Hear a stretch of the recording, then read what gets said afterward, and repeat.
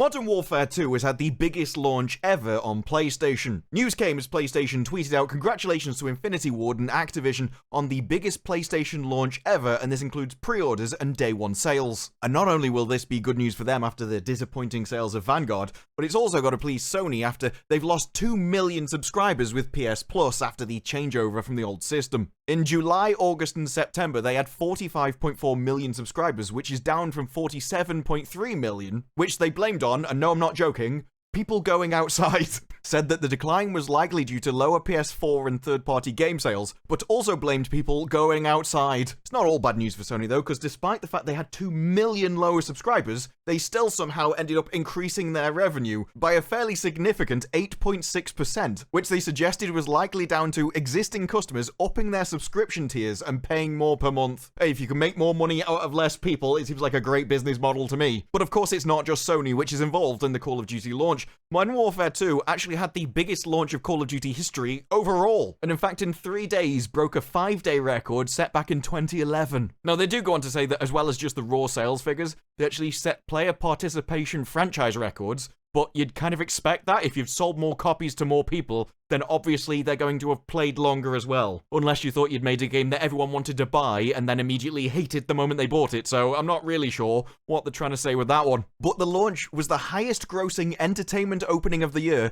beating movies such as Top Gun Maverick and Doctor Strange, although comparing anything to Doctor Strange and the Multiverse of Madness seems like a very low bar to me. But it's not all been straight sailing with Modern Warfare 2, considering an Amsterdam hotel was considering legal action after they got blown up in the campaign.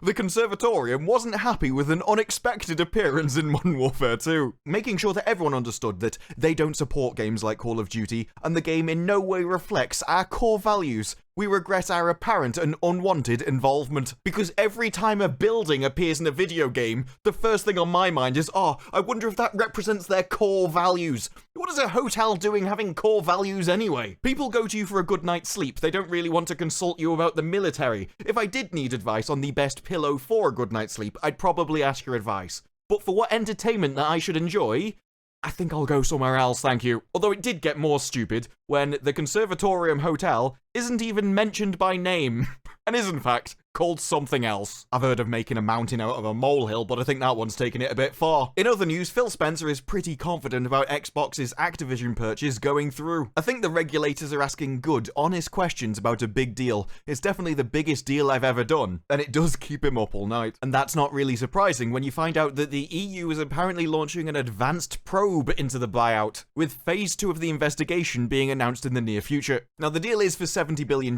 and despite the fact that Sony has been constantly kicking up a stink of it, especially about Call of Duty, and Call of Duty's gonna go exclusive, because, you know, it's not like PlayStation has any exclusives at all, is it? But Spencer has said repeatedly that as long as there's a PlayStation to ship to, Call of Duty will be on PlayStation. Maybe it's not exclusivity they're worrying about and losing all of those special perks like early access and bonus XP. Maybe that's why he's so confident that the deal will go through, because quite frankly, it doesn't look like that much is going to change.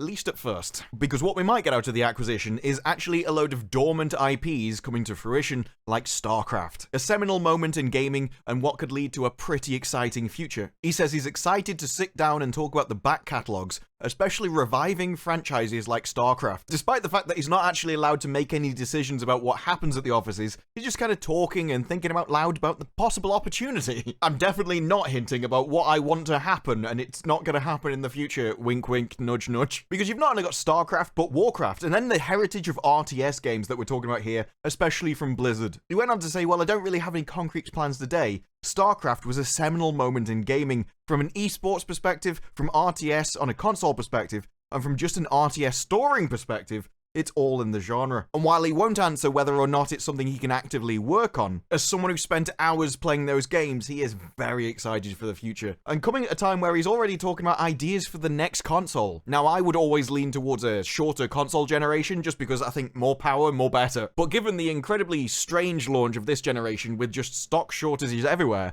it's going to be interesting to see how long this generation actually lasts. But I do find it interesting that they're already talking about working on new hardware and talking to developers about what they need in the future. We have some things that we want to try next and how we could incorporate that either into the silicon that we're working on, the hardware work we're doing, or the service work. But it starts first of all with asking them about what you're doing next. So any plans at the moment are still very much up in the air, and we're just in the ideas stage in this point. So with new consoles being a long way off, it's still going to be interesting to see what they do, especially with the performance increases we've seen in desktop cards like the latest Nvidia generation. The next consoles could be quite the step up. Now, last week I spoke about how Blizzard had pissed everyone off by deciding to charge $26 for a Kiriko Witch Skin, and this week they've lowered the price.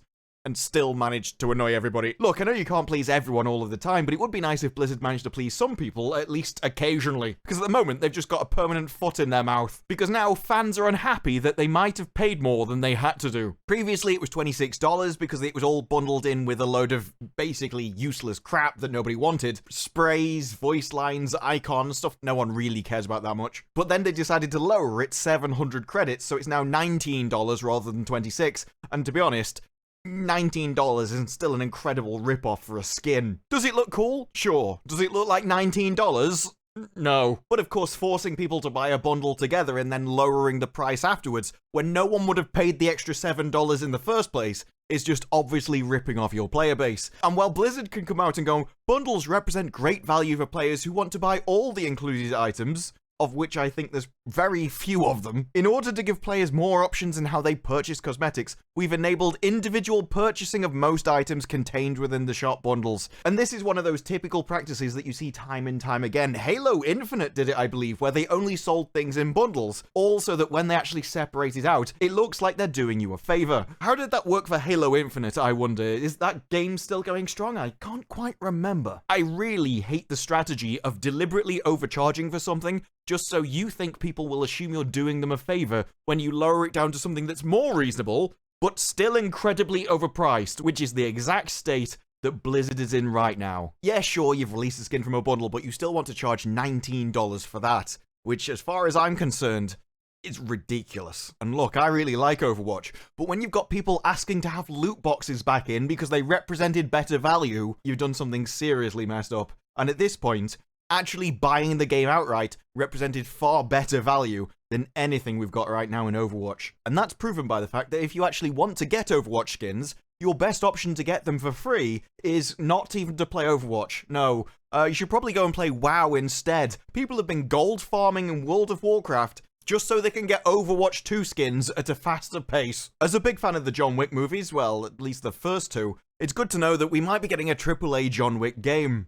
Now, adaptations like this are always a bit dodgy. You're never really sure about the quality that could be coming out the other end, but we could soon be playing one of those games. Well, it says soon. Probably a few years off yet. That's because Lionsgate is just now fielding proposals for a AAA title. I don't want to get ahead of myself here, but we believe that a big AAA game could be made, and we are interested in moving forwards with the idea. I think there's a whole host of ideas you can do with the John Wick franchise, both from adapting the films, but also single-player and multiplayer versions of it. It's a movie about an assassin shooting people in the face, the world's your oyster, and it does lend itself naturally to the gaming space. I really like John Wick, and I really hope this is good. As Diablo IV marches ever onwards to its release date, more and more information is coming out on it.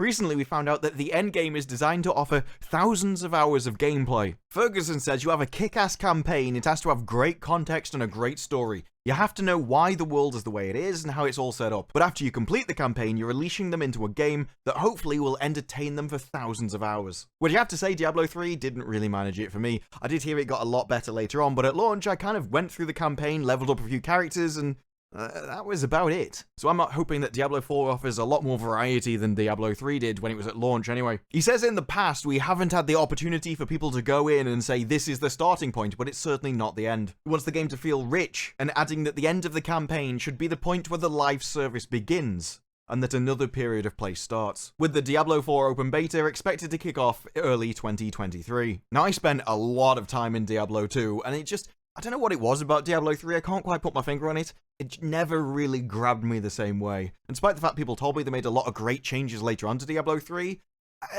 once you kind of lose me in a game, I don't go back, and so I never got to experience those changes. But I am hoping that Diablo 4 manages to incorporate them at launch into a much better game and recapture some of those Diablo 2 feelings and nostalgia kind of levels. Because if it manages that, then it should be a great time. But for now, that's it from me. Let me know what you thought of any of the topics down below. Like the video if you like the video. Subscribe. More videos like this in the future, and I will see you in the next one. Bye-bye.